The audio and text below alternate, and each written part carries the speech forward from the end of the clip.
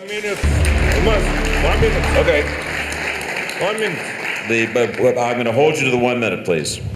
Like President Trump authorizing sanctions and raising steel tariffs on Turkey. I will wipe out his economy if that happens. Thank you very much. If you stay for one. Take a look here. The Turkish lira crashing. We can shut down the Turkish economy if we need to. Economic crisis is now a political crisis.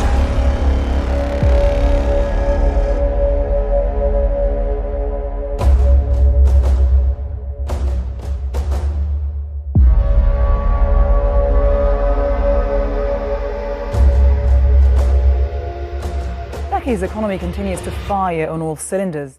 The country's GDP jumped 11.1% in the third quarter. The dream of a Turkish car is finally coming true. Türkiye just added a new engineering record to its name, home to the world's longest suspension bridge.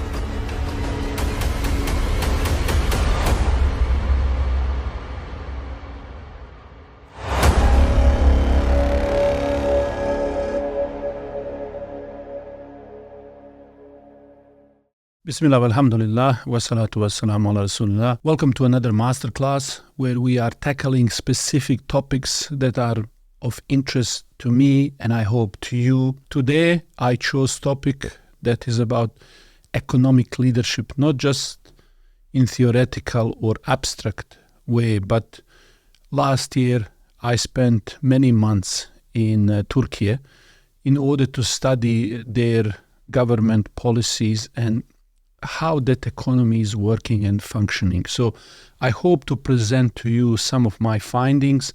I made a documentary film about it where I showed last 20 years transformation that took place there. And I will explain to you why I think this is the exact case study that we need to look in order to improve our current situation. Now, situation is very serious. A lot of things are happening. So I want you to not think that this is not a time to look in these economic issues, because when we find ourselves in a situation like we have today, very serious conflict taking place, and we are unable, we are trying to respond. Where is everybody? How can we do something? It's very important to take a moment to reflect. How did we get there? What are the causes that temper our power or ability to work together? Or how do we overcome certain weaknesses? So this is one of the chains in a long chain, one of the links in that long chain of causes and effects that impact our strength. And so when I talk about leadership, we're talking about amana, responsibility for something. As the Prophet ﷺ said, all of you are shepherds. Everyone is responsible for something. So in that aspect, I'm taking very simple way of leadership. And that is you taking a task and doing something with it. Now, often topic of leadership is associated with a journey. And for instance, if you take hadith where the Messenger of Allah ﷺ says, when three persons set out on a journey, they should appoint one of them as their leader. And somebody might ask, why is that? How come if three of us are going for something that is very temporary thing, like from Melbourne to Sydney travel, why should we have a leader? But this task in front of us require us to work together to make some sort of joint decision, set direction, steer the group, where do we go, where do we stop, what do we avoid, and so on. So in order to steer the group, there is need for a leadership. The scholars say if appointing the leader with temporary matters like journey is a must, what about more permanent things in life? Economic structure, healthcare, defense. If the leadership is needed in temporary matters, the case for leadership in permanent matters of life become even bigger challenge and bigger priority. Then we can understand that there is some sort of a sense of direction and the movement where we are going. If this is indeed about movement and accomplishing a journey from A to B, then this, what we are talking, is about solving a problem, solving complex and big problems. This is what leaders do. And so today, I don't need to sell you on the idea that Muslims need a leadership in the economic sense in order to secure and build a very strong economic block or foundation. This is why I had a look at model or as a case study of Türkiye. Türkiye is not a perfect country or perfect example of what ideal Islamic economy should be, but it is an idea, example of where we should or could be and where we need to be on the process toward more ideal solution. So idea is to learn and see what we can adopt and learn from different situations in this case study. Challenges that you have, circumstances and so on, they will be different.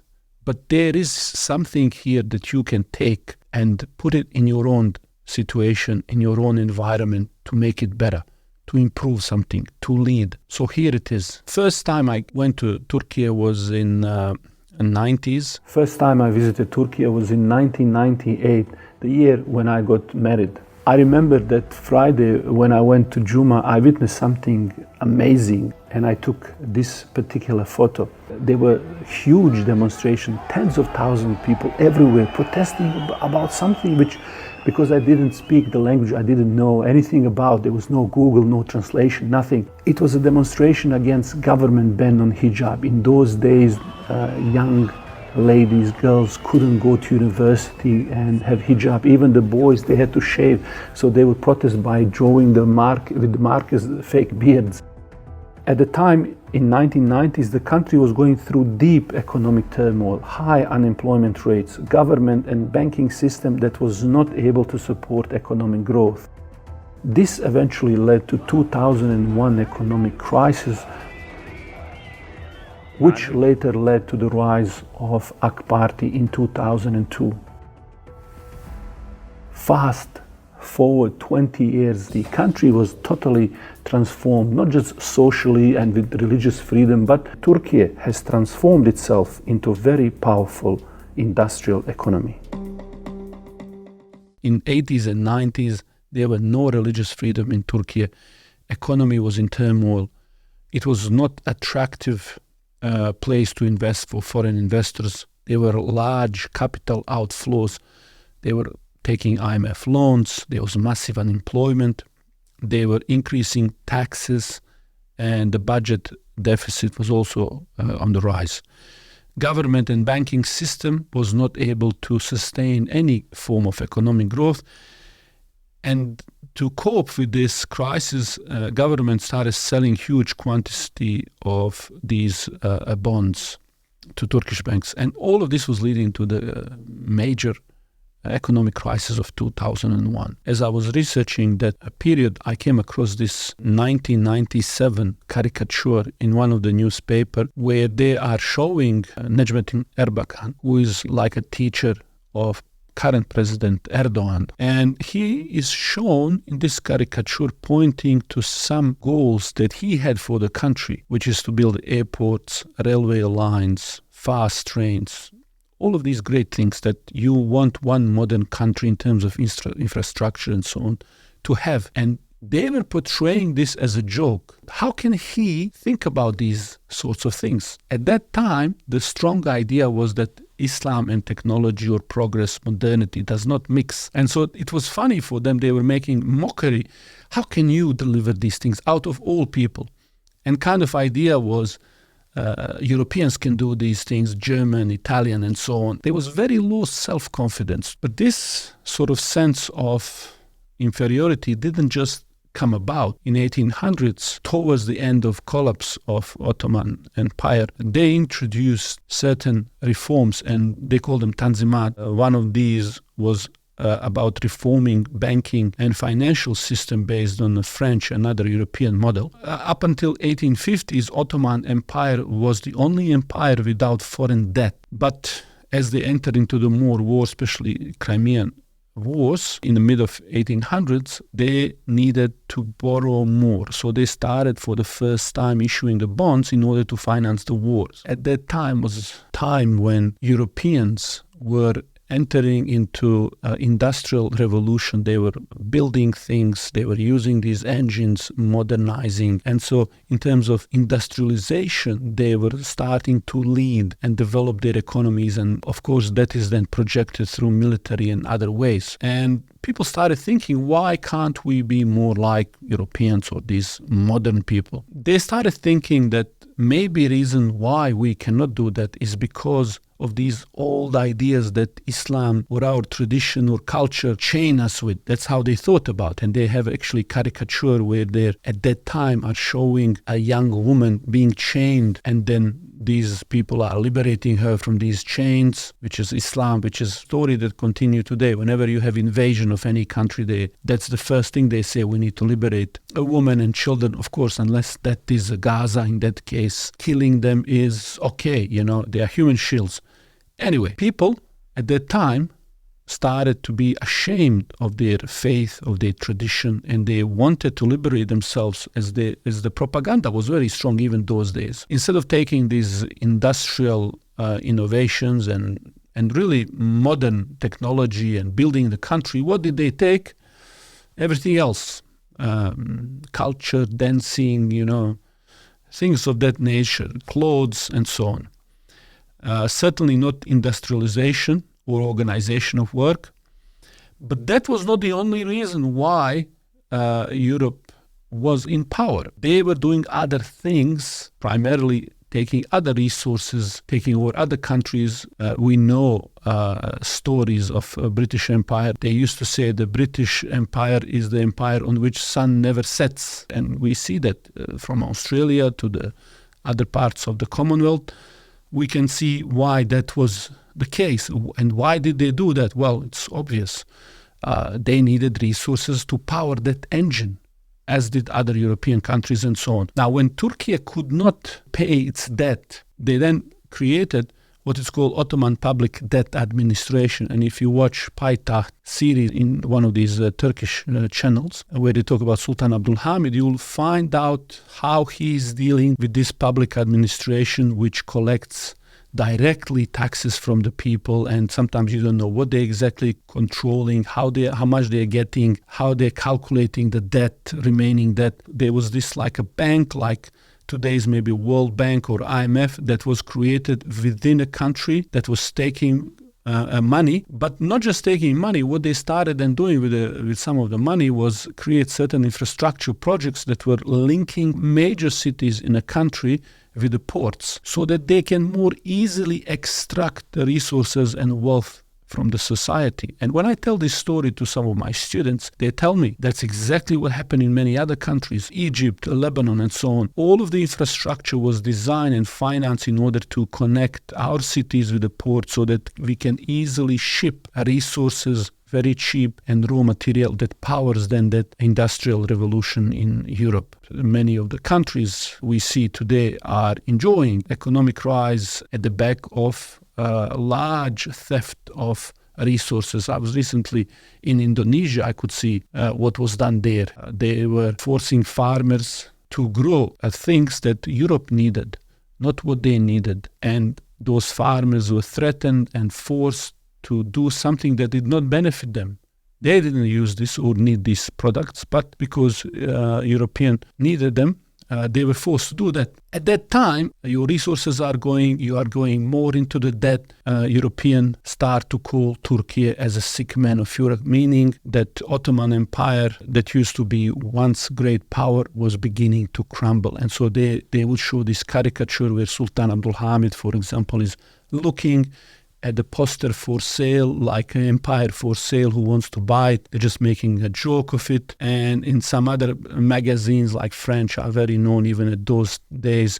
You see in 1908, Franz Joseph removes Bosnia and Herzegovina from Turkey's empire, and Franz Ferdinand declares Bulgaria's independence. So he is here shown looking at his empire that is being taken apart by different forces, and he is helpless. He cannot do anything. After all of this time, and Turkey becoming secular, and they're going through many different phases, Turkey later became a shadow of its former self. If we fast forward to today, what we will see all of these economic turmoil are happening, and country was truly at the crossroads where to go next. This is where most of our countries today are. This is why I think it's very important story right now. Think about how difficult situation was. Erdogan in mid-90s, he comes to power. A few years later, he is removed by military. So you have no religious freedom, military is controlling. So you have weak government and you have weak governance. Even some of my friends who used to work in the banks tell me that you couldn't buy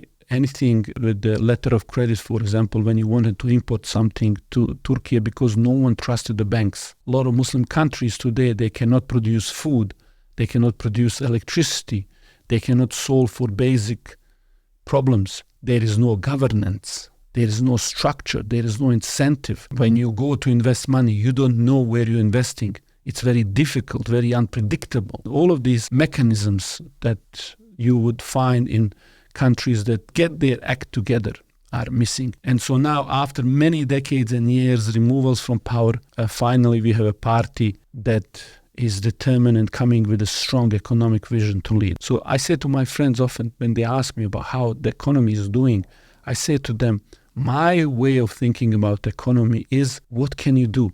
What are you able to do? Turkey is a major producer of various agricultural products, including wheat, sugar, beets, milk, poultry, cotton, tomatoes, and an array of fruits and vegetables. Additionally, it holds the top spot worldwide for apricot and hazelnut production. Furthermore, Turkey boasts an impressive export portfolio with 1,827 different agricultural products being shipped to 193 countries around the world. Last year, this factory alone exported $250 million worth of cables export. And as a group, they did $500 million export. Dünyanın genelinde 55-60. We have continuous and regular exports to 55-60 countries around the world. This number can from time to time rise to 75 to 80. So now we have seen the production, and this is the final result. This is now ready for export. It's going to be, inshallah, loaded to containers. Just for the comparison to see how big it is. As you can see, it's a lot of steel, a lot of metal, aluminium, and everything in here. One of these, how much is one of these worth? One of these is $10,000. Let's take one with us. I asked him how things have changed in the past and today. He said, Şimdi ben kısa bir hikayeyle bunu açıklayayım size.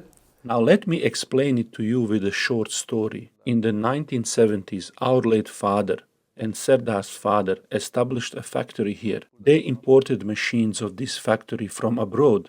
A minor fault would arise in the machine, and they would bring an engineer from overseas buying a business class ticket and then pay an hourly wage to fix the machine malfunction. Now we are making the same machines with our own means in a more advanced way. This amazing path toward domestic production and independence brings us to beautiful manufacturing city of Bursa. Look at how they are just assembling this.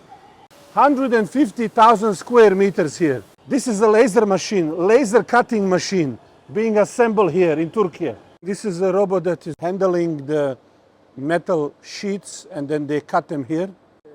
Also this on the angle, these cuts on the angles. Laser welding machine. How does the laser weld? These are conduction welding, not full penetration. Oh, I see. Almost zero gap and... Let me see. So we have one of these machines that is used for bending. Most likely destination for export is Spain. For the shipyard industry, for example, produced here locally. Look how big this is. You can see one of them, this machine being disassembled and ready to go for export. To understand this phenomenal success, I talked to Bursa's Vice President of Chamber of Commerce and CEO of Sampar Company, Mr. Cüneyt Şener.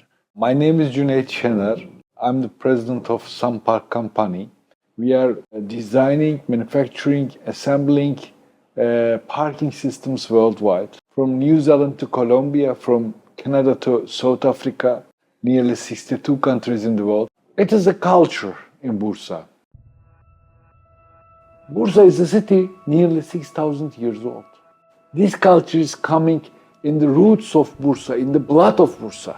We try to prepare the people, we try to arrange the system against today's and tomorrow's demands. You put one car up there and make it higher. This is the basic product that we are producing. It's really interesting. You have a parking problem. Yeah. In Sarajevo, in Melbourne, in Istanbul, same. If you want to compete someone, compete with Germany, compete with Italy. So we are trying to produce high technology, high added value products. If you are looking the picture in short term, you can be desperate. It's true. But you need to do it in long term, what we are trying to do for next 20 years, next 60 years. We are trying to inform young people that be part of our dream, not desperate about future. To be part of our dream, what we are wanting from them, working, to be ready, to prepare themselves for the next step with their education, with their culture, with their passion. They need to do only this. These people, when you talk to them, this kind of people, you see that genuinely their concern is for the young people. They are doing all of this for the next generation, for their sons, for their daughters, for their city, for their country. My passion is about loving my country, loving my people, loving my city. If we can improve my city, my people, my neighbors in the city, it's my passion. Everything that they are doing, there is a dream, there is a vision. They want to do the great job, just like their grandfathers or their fathers have done before. Those people left them a legacy, business, path, identity. Now, I know in last maybe few years, due to the Ukraine war and what was happening in terms of the COVID, changed a little bit situation. But you have to think of that more in terms of other political elements that were happening. Turkey is a country that is often attacked. They had many wars internally, terrorism, destabilizing forces on the borders and in that very volatile region.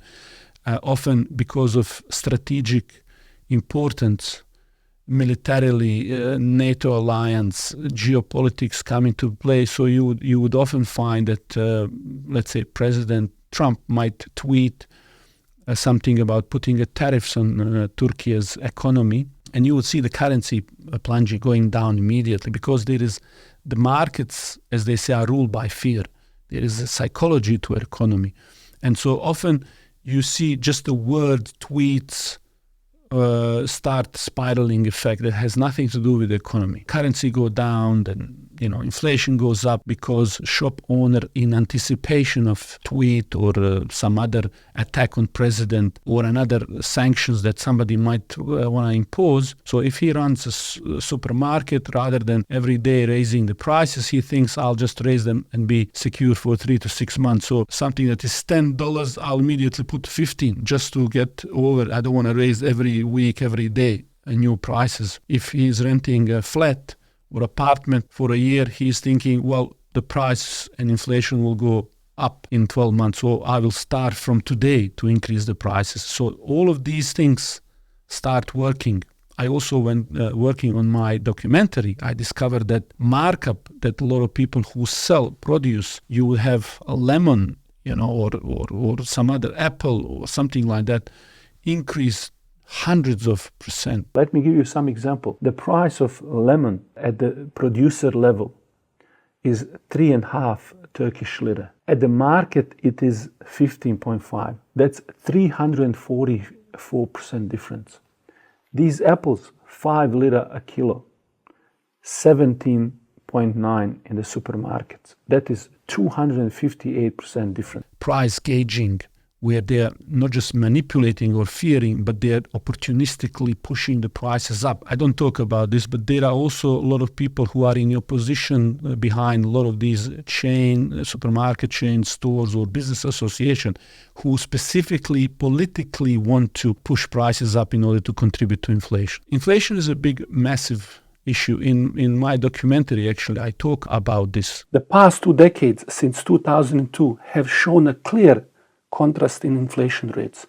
And if you look at the graph, you will notice that before 2002, inflation was volatile, going sometimes 60, 70, up to 100%, up to sometimes 140%. For Turkey, strategically situated at the heart of global supply chains, raising interest rates would result in decreased production and exports during a time when the world needed supply side of economy the most. Of course, if at that time you were listening to the news, you would think that everything is collapsing, everything is bad, because they looked at very narrow set of indicators like the currency and inflation. Back in 2002, Turkey ranked 18th among the world economies in terms of GDP size, with GDP serving as a key indicator of economic growth. Then, in 2021, Turkey ranked 11th in the world, surpassing Italy, Korea, Canada, and Spain.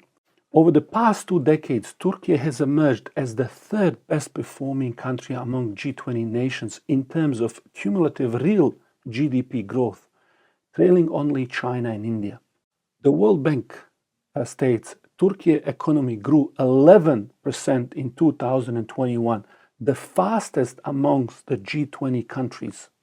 The average GDP growth rate nearly doubled from before 2004 to this decade. Despite depreciation of the Turkish lira, the GDP per capita in US dollars has been increasing since 2020. Steady economic growth boosted per capita income, effectively doubling average household income in last 20 years. GDP performance before and after the AK Party took power in the last 20 years is evident. This before and after comparison shows remarkable economic transformation. What we see from these numbers and this rapid growth of economy over the last 20 years, we see that Turkey was always underestimated. In this article from New York Times from 2014, newspaper is claiming that Mr. Erdogan, that his hopes for economic goal for Turkey are in peril. And they said that some of his grandest construction projects, like the third airport for Istanbul, that officials have said would be the world's largest, are in jeopardy. And they said that there is no economy to finance these projects anymore. So this is just over 10 years in power. They are saying, well, they had a good run 10 years, but next 10 years, it's really not going to continue like that. And he won't be able to finance huge, massive projects that he was hoping. I have seen those projects now in real time. We're talking about largest suspension bridge, high-speed train rail that go 250 to 300 kilometers per hour. Istanbul airport, one of the world's largest and busiest airport in the world. Newspaper always, you should know this, they always put certain fear. Whenever they see economic growth like this, they start putting some doubt. But what does this mean for us? It means that Turkey is overperforming some of the biggest countries in the world at the moment economically. It is a big success story that is sustained over a long period of time, 20 years. And so if you look at now, for instance, again, in terms of the export, which is very important component of how they structure their economy, we see again the shift from where they were in 2002 and where they are now. Now take a look at this. The graph shows a significant, bigger picture boost in export over the past 2 decades compared to that period before 2002. Reuters even reported that the exports to the European Union increased by 12%, while over 10,000 companies completed their first exports in the same period. Turkey's export performance since 2005 has exceeded that of many global competitors, illustrating its strong position in the worldwide market.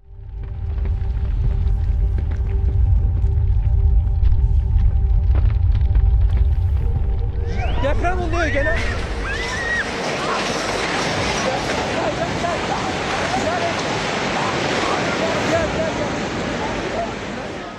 And this is why I would say, don't measure economy just by few indicators, but think about what country is able to do. Quickly shore up its resources and sort of rise from the ruin. Let's see how they were able to do that. Let me give you some general pointers here. So they diversified their production, and they are now producing literally everything. Most of other countries, they might focus on few things, few sectors, a very narrow segment. So some of the determinants of the growth are the following. Turkey has strategically oriented itself to seize future opportunities, aiming to become a leading self-sufficient economy. The key drivers of its growth, beyond a young, educated workforce and technological advancements, seem to be built on this four-pillar strategy. The first pillar of this strategy is building a strong industrial base. This entails the ability to produce and manufacture, whether it's physical goods, services, or digital products. From crafting simple car parts,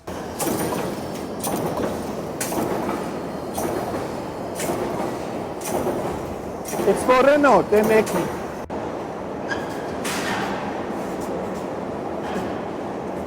This one is made for the Ford. to manufacturing their own drones and electric cars, and even venturing into space, Turkey has continuously expanded its economic foundation. The second pillar in this four-pillar strategy is infrastructure. Turkey has placed a strong focus on establishing a robust infrastructure that supports its industrial growth. Hard infrastructure like roads, bridges, tunnels, and digital networks, coupled with soft infrastructure in the form of services and institutions, has enabled the seamless delivery of goods and services, both physically and digitally. The third pillar of this strategy is monetary and fiscal policies. To safeguard this industrial base and infrastructure, Turkey adopted strategic policies. These measures were designed to reverse the effects of dollarization, enhance lira usage known as lirazation, and foster economic independence. It is not just about protecting the economy from financial shocks, but also about ensuring that policies support economic growth and work in favor of the nation's long-term interests. The fourth pillar of this strategy is energy independence. Energy independence, through the exploration of domestic sources like oil, gas, and nuclear, plays a pivotal role in Turkey's growth story. It not only reduces the need for importation, but also decreases production costs, making the economy more competitive. By focusing on industrial diversification, infrastructure development, strategic policy implementation, and energy independence, Turkey is not just preparing for the future, it is actively shaping it. A comparison with neighboring regions such as MENA, OECD, and the European Union further highlights the success of this untold story thus far. Turkey's average real GDP growth rate between 2002 and 2021 is comparable to that of the East Asian countries and significantly higher than its neighboring nations. And therefore, Turkey's average per capita real GDP growth rate between 2002 and 2021 has been nothing short of astonishing. What is interesting for me is when I look at how country is traveling, not only are they developing economically, but they are developing confidence in who they are. And so this particular picture for me was very interesting when I saw it. It showed President Erdogan talking with Elon Musk, and they were launching Turkish communications satellite for commercial and military purposes. And what is interesting, if you look on the left, you see picture of Sultan Abdulhamid, which is that past tradition that people used to be ashamed of before. But now they are bringing this and they're proud of who they are. And on the right, you see working on futuristic new projects, satellites, communication, and so on. And from 2020, they created dozens of billion-dollar companies in e-commerce, local food delivery, local payments, gaming space, software as service, and so on. Defense is very interesting example of this merger of business, technology, expertise. Company like Bayraktar that is making some of the most sophisticated military drones that were very active in the region, and now they are exporting in billions. So what we see overall, there are structural changes that are consequences of decisions years ago. Number one, they built their industrial base. Industrial base is your ability to make things, whether it's a physical things or digital, doesn't matter, products or services, it's your industrial base, ability to build. They have also invested in infrastructure, which is ability to move things. Then the specific monetary and fiscal policies were designed to protect their economy from financial shocks. You see, it's not as simple just to say, let's increase or decrease interest rates. This is how normally central bankers think, because they have only one tool. They don't think really what's going to happen, cascading effect on economy. So when you are in government and you want to design your policy, you are looking at the whole picture. So what they did with their monetary policies was to protect the economy from these financial shocks, reversal of decades of dollarization that happened because interest rates were very high, the lira was very high, that encouraged and incentivized buying things from other countries. Local production was suffering. They used to call it, until recently, China market in Istanbul. You didn't have any incentive to build your own things. You were borrowing money and paying it to somebody else to produce because you were artificially increasing the value of lira and subsidizing basically these imports. Which is why when they let the lira go in its natural, when they removed that fake support, that actually created incentive for them to produce their own goods and services. So let me bring this to the leadership. So you have a moment now where President Erdogan is faced with very serious decisions. He built industrial base, he built infrastructure, and he's setting certain monetary and fiscal policies. He's setting a vision or direction for the country. What do I do with this machine?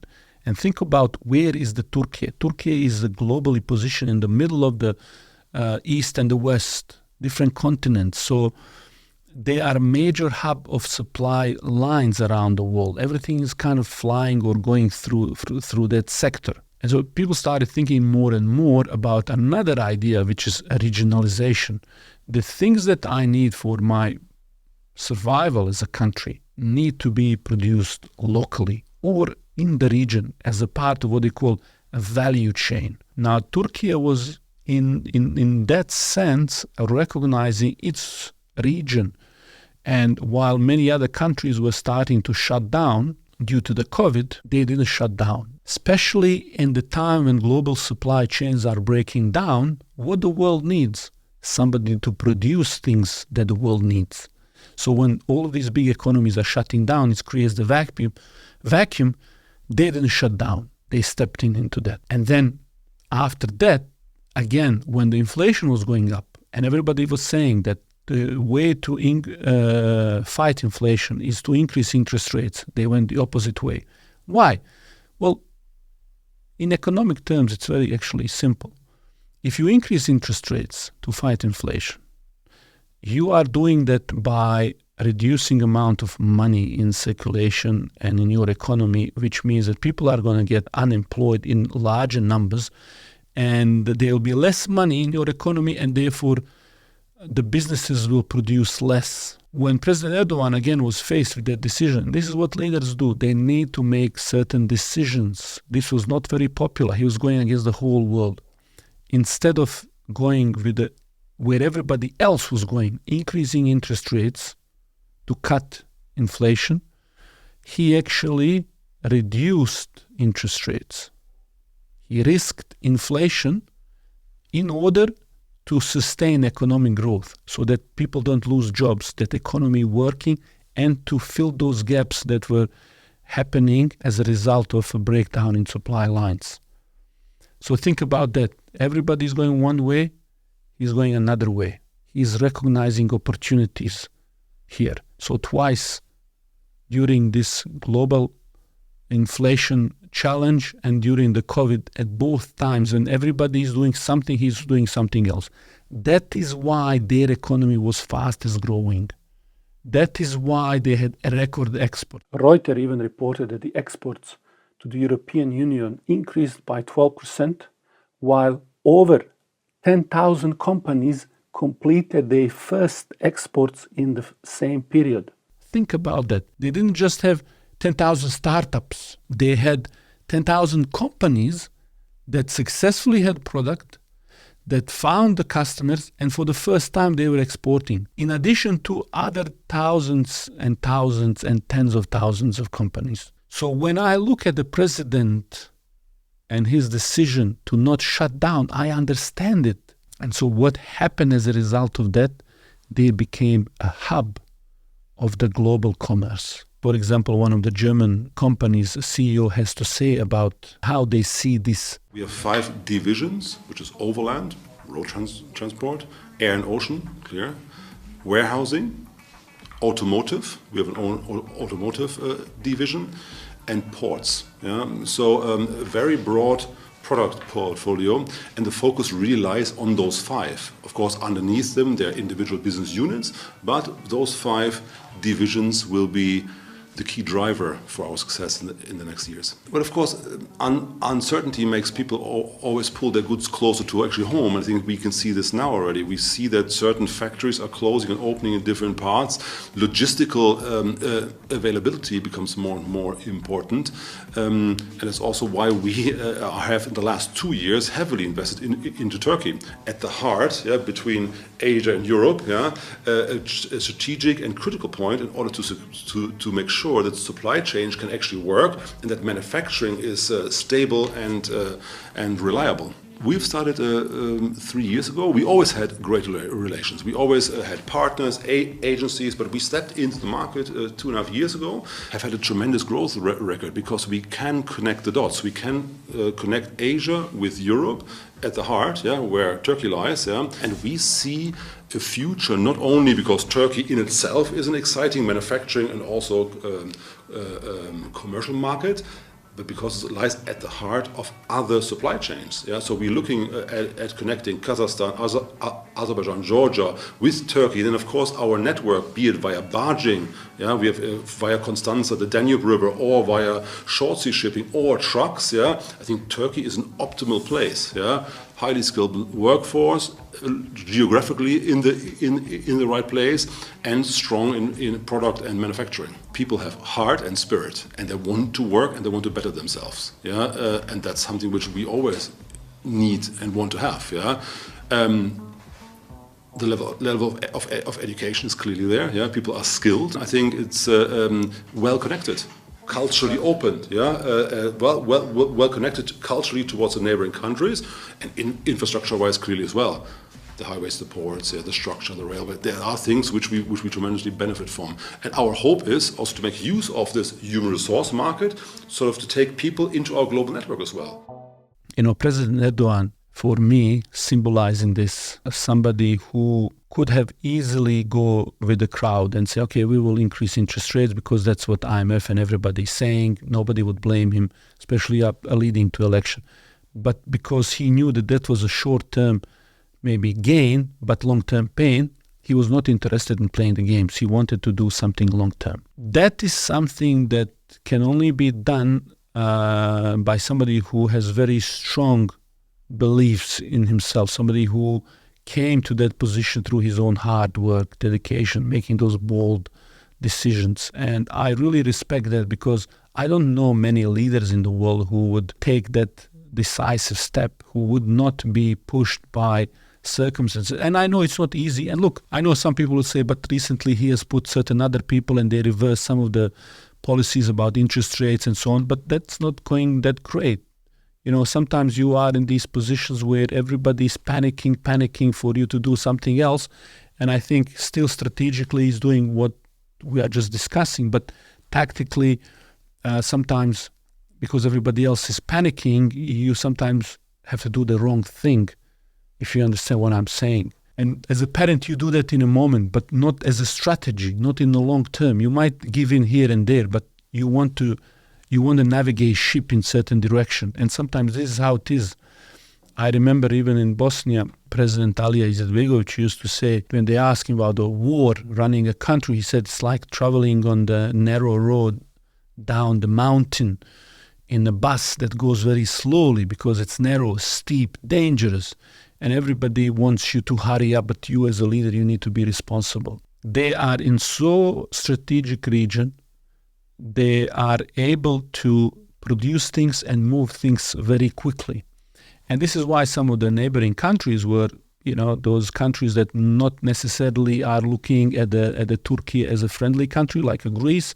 One of the politicians, I remember when I was there, he was saying, oh, we have a now rising superpower on the doorstep of Europe that is able to make things and move them quickly, meaning that they will start to dominate the region. And Turkey now, if you look at their policies towards opening the new markets in Africa, embassies, trade, business deals, Asia and other places, it's really expanding and diversifying its reach and dependence on, let's say, Europe and US markets. Now, the fourth pillar in this strategy is energy. We have seen energy play such a critical role in last few years. Why is energy very important? Because energy is what makes your production possible, what powers your industrial base. If you don't have energy, or if your energy is very expensive, you are not competitive. And so for the first time in last couple of years, we have seen that the impact of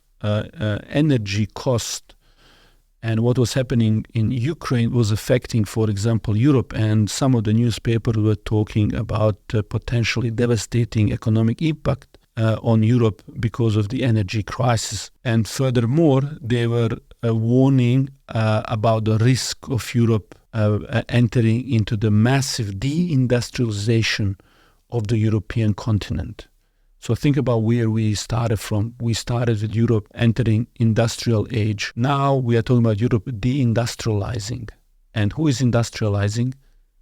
Turkey. So what are the lessons of this case study? So in this case study, you have seen the importance of building your capacities, building infrastructure that can support you in delivering those products and services. Importance of protecting what you build by policies, and also to make it more competitive, investing in energy. Now, different countries, they can do different bits and pieces. Maybe countries not rich in something, but they might have something else. Every country will be different. But what is important here? Important here is that what will happen if we continue this way? What will happen in 5, 10, 20 years? Currently, everybody is doing the same thing, which is borrow more money from IMF to buy things that somebody else is producing. And then you consume those things. But in 12 months, you don't have money, you have a debt, and you don't have any capacity to build, and you have finished what you